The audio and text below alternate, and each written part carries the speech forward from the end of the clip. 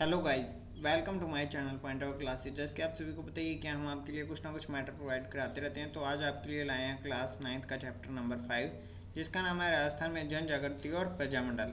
तो राजस्थान के अंदर आपको पता ही है कि 1857 की क्रांति वाला जो स्वाधीनता संग्राम था वो सफल नहीं हो पाया था। उसकी जो हम कह सकते हैं साइड इफ़ेक्ट थे, उसके कारण कई भावनाएं उत्पन्न हुई, जिसके बीच में सबसे पहले है राजस्थान के सांस्कृतिक ऐतिहासिक वैभव की आत्मानुभूति।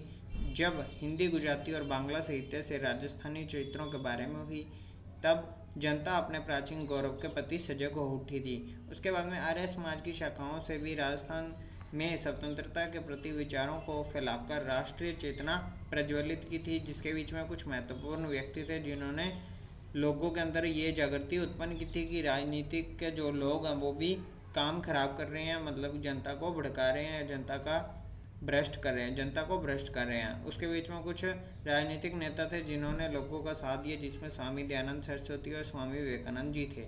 साहित्य और पत्रकारिता ने भी राष्ट्रीय भावना को बढ़ाया, जिसके बीच में बंकिम चंद्र चटर्जी के वंदे मातरम गान से राजस्थान गूंज उठा था। और राजस्थान समाचार, देश हितैषी, परोपकार आदि समाचार पत्रों ने भी राष्ट्रीय भावना की जागृति में महत्वपूर्ण योगदान दिया। उसके बाद में है अजमेर से एक अंग्रेजी साप्ताहिक राजस्थान टाइम्स का सन 1885 में प्रकाशन हुआ। अखबारों के माध्यम से लोगों में राष्ट्रीय और राजनीतिक चेतना का उदय हुआ। छपनिया के भीषण अकाल के समय अंग्रेजों की ओर से उपेक्षा बरती गई। उसके कारण अंग्रेजों के प्रति विरोध का वातावरण बना और जनता के मन में स्वतंत्रता प्राप्ति के विचार बनने आरंभ हो गए। तो स्वतंत्रता प्राप्ति के बाद उन्होंने क्या सोचा कि हम इनसे आज़ाद होना चाहते हैं। उसके बाद में आता है एडवर्ड सप्तम के राज्यारोहण समारोह के समय उदयपुर के महाराणा फतेह सिंह को आमंत्रित किया गया। इसमें शामिल होने के लिए उन्होंने दिल्ली प्रस्थान किया। फिर रास्ते में शाहपुरा के क्रांतिकारी केसरी सिंह भारत ने चेतावनी राजचुंगटिया नामक एक रचना भेंट लिखी। ये बुक के बारे में पूछा जाता है कि ये बुक किसने लिखी है, तो आपको पता होना चाहिए। उसके बाद में आता है उससे उन्हें आत्मसम्मान की भावना जगी और दिल्ली दरबार के समारोह में शामिल न होने का निश्चय किया। महाराणा के इस कार्य से राजस्थान की जनता में एक नव चेतना की लहर दौड़ी। और उसके बाद लिखा अंग्रेजों की आर्थिक नीतियों के कारण राजस्थान का आर्थिक जीवन अस्त व्यस्त हो गया था, क्योंकि जो लोग थे उनके पास बेरोजगारी हो गई थी और वो खाना पीना भी उनका सही नहीं रहा था। 1885 ईस्वी में भारतीय कांग्रेस की स्थापना हुई। 1887 में गवर्नमेंट कॉलेज अजमेर के छात्रों ने कांग्रेस कमेटी का गठन किया। आगे चलकर जनता में राष्ट्रीय भावना उत्पन्न हुई, तो जो निरंतर बलवती होती गई। और 1888 में कांग्रेस के इलाहाबाद अधिवेशन में अजमेर के गोपीनाथ माथुर, किशनलाल और आगे देखते हैं किशनलाल और हरविलास शारदा जो राजस्थान के प्रतिनिधि बनकर गए। इसके बीच में कहा था कि 1918 में दिल्ली में आयोजित कांग्रेस अधिवेशन में राजस्थान के कई व्यक्तियों ने भाग लिया, जिसके परिणाम स्वरूप इनका संपर्क ब्रिटिश भारत और अन्य राज्यों के नेताओं के साथ हुआ। इस अधिवेशन के बाद गणेश शंकर विद्यार्थी, विजय सिंह पथिक, जमनालाल बजाज, तो ये कुछ प्रमुख नेता है जिन्होंने राजनीतिक संस्था की स्थापना दिल्ली के चांदनी चौक स्थित मारवाड़ी पुस्तकालय में की। बाद में कांग्रेस के नागपुर अधिवेशन के समय यह कांग्रेस की सहयोगी संस्था मान ली गई। राजपुताना मध्य भारत का दूसरा अधिवेशन कांग्रेस अधिवेशन के साथ ही दिसंबर 1909 में अमृतसर में संपन्न हुआ। 1920 में तीसरा अधिवेशन जमनालाल बजाज की अध्यक्षता में अजमेर में आयोजित हुआ। दिसंबर 1920 में सभा का चौथा अधिवेशन नागपुर में हुआ। भारतीय राष्ट्रीय कांग्रेस का अधिवेशन भी इसी समय नागपुर में हुआ था। उसके अंदर सभा के अध्यक्ष नरसिंह चिंतामणि केवल निर्वाचित हुए थे, किंतु कुछ कारणों से वे नागपुर नहीं पहुंच पाए थे। जयपुर के गणेश नारायण सोमानी को सर्वसम्मति से सभापति चुना गया। उसके बाद में कुछ और बातें लिखी हैं, आप देख सकते हैं। राजस्थान के नेताओं के दबाव के कारण कांग्रेस ने एक प्रस्ताव पारित किया, जिसमें राजस्थान के राजाओं से यह आग्रह किया गया कि वे अपनी प्रजा को शासन में भागीदार बनाएं। 1919 में राजस्थान सेवा संघ की स्थापना विजय सिंह पथिक, रामनारायण चौधरी और हरि भाई किंकर के योगदान से हुई या सहयोग से हुई, ये कुछ भी कह सकते हैं। उसके बाद में इन्होंने लोगों में राजनीतिक चेतना का प्रसार करना शुरू कर दिया। धीरे धीरे बूंदी, जयपुर, जोधपुर, सीकर, खेतड़ी, कोटा आदि स्थानों पर संघ की शाखाएं खोली गई। राजस्थान सेवा संघ ने बिजोलिया और बेंगू में किसान आंदोलन, सिरोही और उदयपुर में भील आंदोलन का इन्होंने नेतृत्व किया, या हम कह सकते हैं मार्गदर्शन किया। तो संघ ने बूंदी और सिरोही, उदयपुर में पुलिस द्वारा किए गए अत्याचारों को उजागर किया और इनकी आलोचना की। तो जिस तरह से वहाँ पर लोगों पर अत्याचार किए जाते थे पुलिस के द्वारा, वो सारी की सारी बातों का भी उजागर किया गया। ब्रिटिश सरकार ने राजस्थान सेवा संघ की गतिविधियों से सशंकित थी। मार्च 1924 में रामनारायण चौधरी और शोभालाल गुप्त को तरुण राजस्थान में देशद्रोहात्मक सामग्री प्रकाशित करने के अपराध में गिरफ्तार कर लिया गया। तो न्यायालय ने रामनारायण को तो मुक्त कर दिया, परंतु 2 वर्षों के कठोर कारावास की सजा भी दे दी। 1924 में मेवाड़ राज्य सरकार द्वारा पथिक को कैद किए जाने के बाद सेवा संघ के पदाधिकारियों व सदस्यों से परस्पर मतभेद शुरू हो गए और धीरे धीरे इनके बीच में मतभेद की खाई चौड़ी होती गई। 1928 से 1929 तक राजस्थान सेवा संघ पूर्णतया प्रभावहीन हो गया, मतलब कि उनके बीच में इतनी फूट डाल दी थी कि जो राजस्थान सेवा संघ है वो रहा ही नहीं। उसके बाद में 1920 में भारतीय राष्ट्रीय कांग्रेस का नेतृत्व महात्मा गांधी के हाथों में आया। 1921 में असहयोग आंदोलन चलाया। भारत पर इसका प्रभाव पड़ा। राजस्थान भी इससे अछूता नहीं था।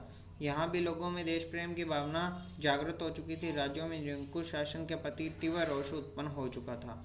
जोधपुर में एक सत्याग्रही थे जो भंवरलाल सराफ थे। उनके हाथों में तिरंगा झंडा लेकर शहर में वो घूमे और एक और महात्मा गांधी और दूसरी ओर स्वराज लिखा था। उन्होंने बाजार में एक भाषण दिया जिसे जनता ने उत्साह से सुना। फिर टोंक राज्य की जो जनता थी उन्होंने एक सभा कर कांग्रेस के प्रति पूर्ण सहानुभूति व्यक्त की और असहयोग आंदोलन का अनुमोदन किया। तो वहाँ के अंग्रेज पुलिस अधिकारियों ने उनके नेता मौलवी अब्दुल रहीम, सैयद जुबैर मियाँ, सैयद इस्माइल, मतलब कि कुछ बंदों को गिरफ्तार कर लिया गया और लेकिन शीघ्र ही इनको छोड़ दिया गया, क्योंकि इनके ऊपर हाई डिमांड के लोग होते हैं जो कि इनको छुड़ा लेते हैं। उसके बाद में आता है कि जयपुर में जमनालाल बजाज ने राय बहादुर की जो उपाधि थी वो लुटा दी और 1 लाख रुपए तिलक स्वराज कोष में दिए। उन्होंने 11,000 रुपये मुस्लिम लीग को दिए। उन्हें अखिल भारतीय कांग्रेस कमेटी की कार्यकारिणी का सदस्य बनाया गया। इसके बाद वे गांधी जी के बहुत निकट आ गए। बजाज से प्रेरित होकर राजस्थान के दूसरे व्यापारियों ने भी इस आंदोलन के दौरान कांग्रेस को आर्थिक सहयोग दिया। तो कांग्रेस को आर्थिक सहयोग दिया गया था, ये आपको पता लग ही गया। बीकानेर में राजनीतिक जागृति अपेक्षाकृत देरी से हुई। धीरे धीरे यह ब्रिटिश प्रांतों में चल रहे असहयोग आंदोलन का प्रभाव पड़ा। जनता में रियासती शासन के प्रति असंतोष फैलना आरंभ हो गया। 1921 में बीकानेर में मुक्ता प्रसाद वकील आदि ने विदेशी कपड़ों की होली जलाई और खादी पहनने का व्रत लिया। बीकानेर में खादी भंडार भी खोला गया। अनेक स्थानों पर जनता में जागृति लाने के उद्देश्य से पुस्तकालय और वाचनालय खोले गए और समाज सेवा के उद्देश्य से कई संस्थाएं स्थापित की गई। 15 मार्च 1921 को अजमेर में द्वितीय राजनीतिक सम्मेलन का आयोजन किया गया, जिसमें मोतीलाल नेहरू उपस्थित थे।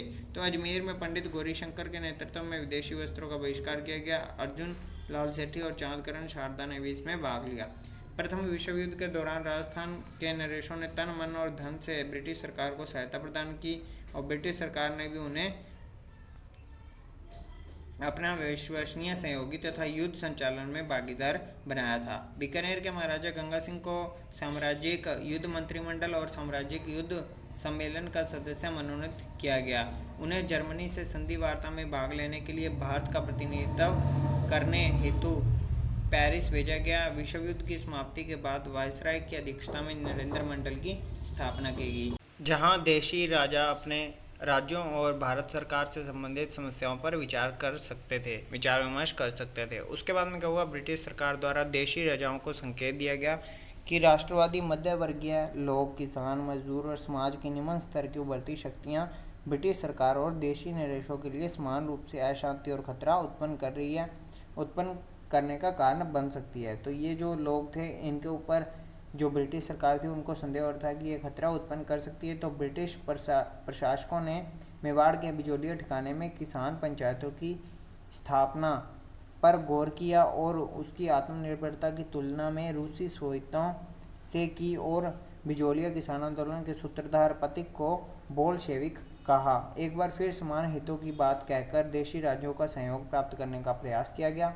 देशी राज्यों का अस्तित्व ब्रिटिश सत्ता के साथ जुड़ गया था, इसीलिए राजस्थान के राजाओं ने असहयोग आंदोलन को अपने अस्तित्व के लिए खतरा समझा। तो राजस्थान के जो राजा थे उन्होंने असहयोग आंदोलन को अपने साथ नहीं जोड़ा और उसका भाग नहीं लिया या उसमें हिस्सा नहीं लिया।